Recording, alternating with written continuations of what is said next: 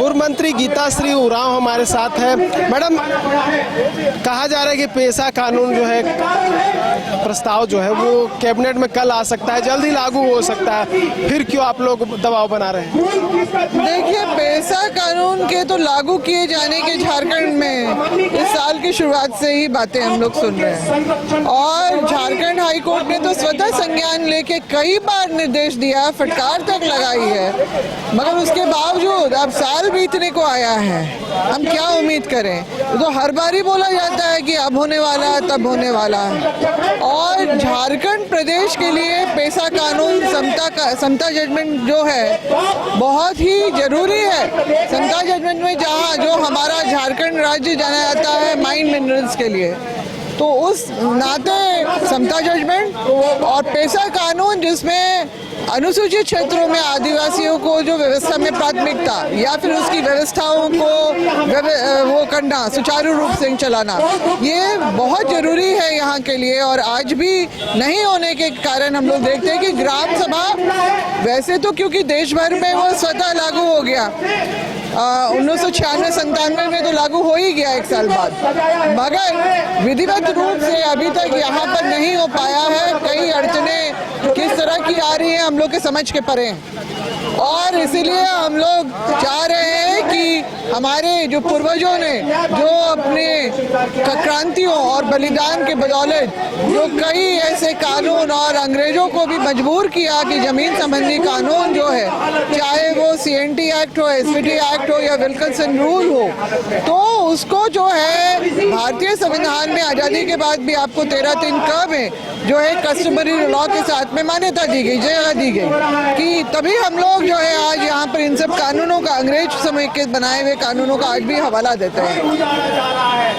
उसमें मुख्य रूप से आदिवासियों के जो जमीनों का हस्तांतरण, उसको इनफैक्ट आदिवासी टू आदिवासी भी अगर एक जिला का भी होगा तो बिना परमिशन, DC के परमिशन के या विधिवत परमिशन के नहीं हो सकता। तो यहाँ पर हम लोग देख रहे हैं जिस तरह से खुला उल्लंघन हो रहा है, जो गैर आदिवासियों के द्वारा आदिवासियों की जो रईती जमीन के साथ साथ व्यवस्था की जमीन के को भी जिस तरह से उसके कब्जा, अवैध कब्जा हो रहा है सादा पट्टा पे, और इसके अलावा हमारे जो धार्मिक स्थलों के ऊपर भी जो जिस तरह का ग्रहण लग रहा है, चाहे आपका सिरम टोली आप देख लीजिए, जो जिसको 5.5 दशक पहले बाबा कार्तिक उरांव ने बचाया, वो सरकारी अतिक्रमण में चला गया। और हम लोग देखते हैं कि जगह जगह में, और इसमें से प्रमुख अभी जो है आपका बेड़ों का सरना स्थल जो है 1 एकड़ 5 डिसमिल की जमीन को है, जिस तरह से वहाँ पर अर्चन किया जा रहा है, जिस तरह से वहाँ पर आदिवासियों के लिए जो बचाना चाहते हैं अपनी धरोहर को, उनके खिलाफ ही जो प्रशासनिक कार्रवाई जिस तरह से हो रही है, ये बहुत ही निंदनीय और सोचनीय और चिंतनीय बात है। तो आखिर ये किस तरह से हो रहा है, और हम लोग जो आदिवासी जो है इन सब सारे कानूनों के बावजूद भी अपने आप को क्यों असहाय जो महसूस कर रहे हैं। गांव में बैठा हुआ आदमी हमारा जो है वो जो सीधा यहाँ पर खेत खलियान जो और जो व्यवस्था की जमीन जो मौजूद है, चाहे वो बोहरी जमीन हो या खूटकटी की जमीन हो या हमारी अन्य व्यवस्थाओं की जमीन हो, वो उसको लगातार जो है वो कब्जे में जा रही है दूसरे की। तो इसीलिए आज आप देख रहे हैं कि बहुत बड़ी संख्या में जो लोग यहाँ मौजूद हैं सब ग्रामीण क्षेत्रों से यहाँ पर आए हैं। शहरी लोग आपको शहरी चेहरे बहुत कम दिखाई देंगे, तो यही कारण है। और हम लोग जो है बहुत हो गया, अब इस राज्य का रजत जयंती मनाई जाएगी, मगर अभी तक न पेशा कानून, न CNT एक्ट, न SPT एक्ट, न विल्किंसन रूल। विल्किंसन रूल बहुत हद तक वहाँ पर मतलब कोल्हान में जमीन इसलिए भी है क्योंकि वहाँ पर मानकी मुंडा की व्यवस्था चलती है, तो ऑनलाइन जो आपका रसीद नहीं कटती है तो वहाँ पर गड़बड़ी होने की मतलब चांसेस कम होते हैं। वहाँ पर जो ग्राम प्रधान होते हैं या मानकी होते हैं उनके द्वारा ही रसीद काटी जाती है, मगर यहाँ पर अभी तो खुलेआम सारा कुछ हो रहा है। आदिवासी जिस पे 1 साल पहले या 6 महीना पहले तक भी अपना रसीद कटवाता हो, उनको 6 महीना बाद वो देखता है कि 52 में किसी का नाम चढ़ गया है। तो इस तरह से पूरा प्रशासन जो है, जब वो सबसे पहले गांव में क्या नजर आता है? थाना, यहाँ पर जाके वो अपनी शिकायत कर सकता है, वहाँ कार्रवाई नहीं होती है। अंचल चले जाइए, वहाँ उलझा दिया जाता है। ऐसे बहुत सारे जो केसेस हैं जो आदिवासी अपने सारे कागजातों के बाद भी जो है अपने आप को जो है प्रताड़ित महसूस कर रहा है। अभी मैं एक केस बता देती हूँ आपको, पिठोरिया का।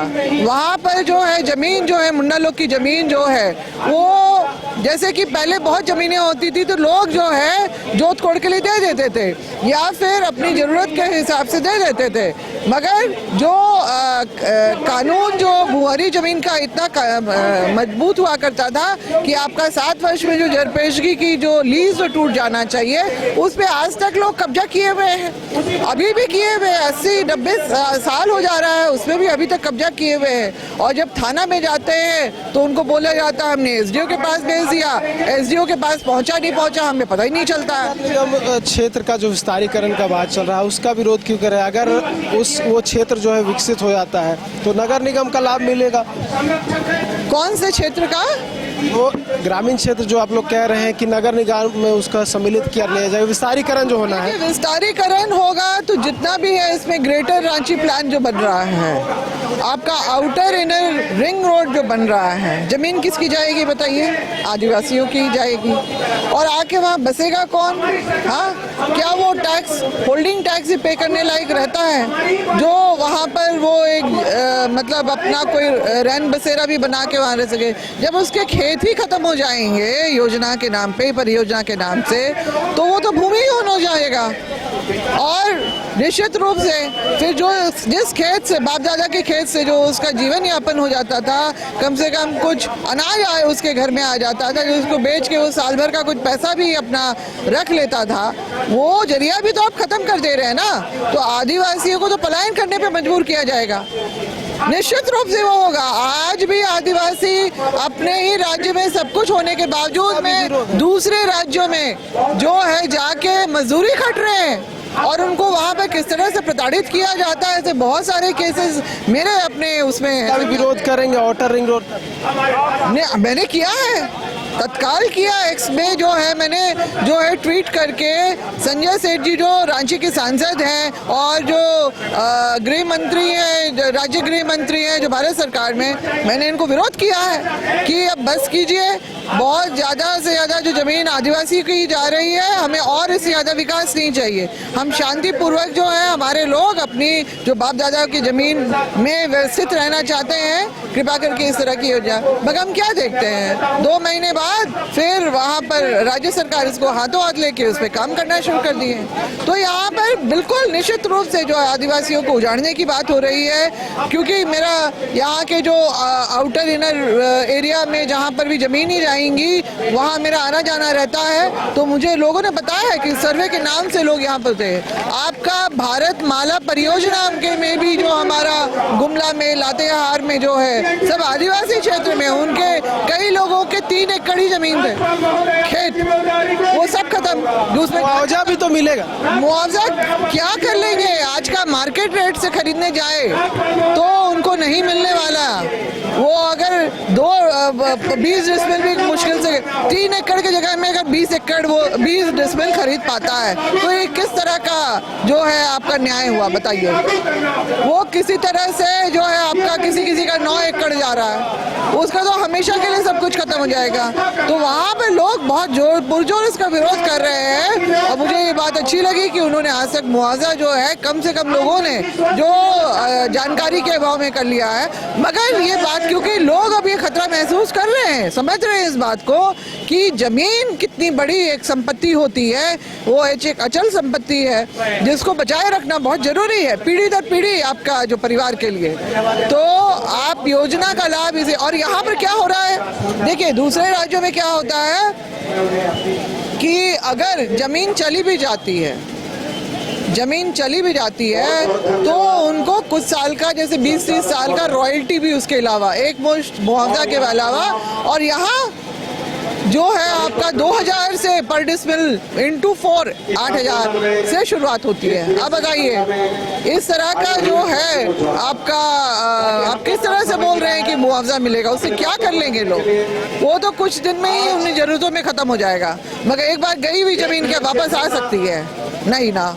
तो आदिवासियों का तो अपना जीवन दर्शन ही उसकी जल जंगल जमीन ही रही है, पूर्वजों ने हमें यही सिखाया है, और वो तो सारा कुछ अपनी कुर्बानी दे के चले गए। आज हमारी जिम्मेदारी बनती है कि हम उस धरोहर को बचाएं, और वो मेरा या उसकी जब खेत की बात नहीं है, वो हमारे आदिवासी समाज के अस्तित्व की बात है। वैसे भी भारत सरकार ने अभी जो है हमारा जो पहचान के स्वरूप जो हमारा कॉलम कोड था आदिवासी धर्म एवं मान मान्यता है, उसको भी तो हटा दिया है। यानी देश का आदिवासी जो मालिक कहलाए जाने वाला व्यक्ति आज टेक्निकली नागरिक भी नहीं है। एक अंतिम प्रश्न है, पेशा कानून तो आप लोग चाह रहे हैं कि लागू हो जाए, जो पहले से जो आंदोलन चल रहा था, कुर्मी के लोग जो चाह रहे कि लागू नहीं हो, कुर्मी लोग जो चाह रहे कि नहीं लागू हो, जब तक एसटी में से नहीं 1996 से ही इनके सांसद इम्पैक्ट दिखेगा लग रहा है। देखिए एक तरफ वो बोलते हैं कि हम आदिवासी हैं, तो इनकी कैसी आदिवासियत है कि ये पेशा कानून जिसमें व्यवस्था में आदिवासियों को प्राथमिकता देने की बात है उसका विरोध किया उन्होंने, उसी से मैं विरोध किया था। और झारखंड बनने के बाद जब उसको 5वीं अनुसूची का दर्जा मिलता है तो अचानक उनकी आदिवासियत जाग जाती है, मांग करने लगते हैं। और अभी देखिए दो तरफा इनका चलता है, दोगली नीति चलती है हमेशा। एक तरफ से मांग करेंगे, दावा करेंगे आदिवासी होने का, और दूसरी तरफ से विरोध करेंगे जहां भी आदिवासियत की सुरक्षा या संरक्षित होने की बात किया जाए, उसके अधिकारों को संरक्षित करने की बात हुई। तो इनका विरोध करने से अगर सरकार डर रही है तो हम लोग जो है उग्र आंदोलन पे उतरेंगे और देखेंगे। अभी 5 लाख उस दिन तो 17 अक्टूबर को उतरे थे, लाखों की और संख्या यहाँ पर और 5-10 लाख लोग जुड़ जाएंगे। और सरकार को समझना होगा जन विरोध से बड़ा कोई विरोध नहीं होता। अगर वो आपको सत्ता में बैठा सकते हैं तो आपको उतारने का भी काम करेंगे। आप उनकी अगर हितों की रक्षा नहीं करेंगे तो निश्चित रूप से आप क्यों कर आपको वो समर्थन देंगे? अपने पैर पे कुल्हाड़ी मारने के लिए, अपना गला काटने के लिए? तो ऐसा नहीं चलेगा हमेशा। और जो थोड़ा फुलझड़ी दिखा के जो ये लोग जो भरमाने का काम करते हैं, तो इससे अब आदिवासी समाज और नहीं, 25 साल हो गए, बहुत हो गया, बहुत हम लोगों ने देख लिया, अब और नहीं।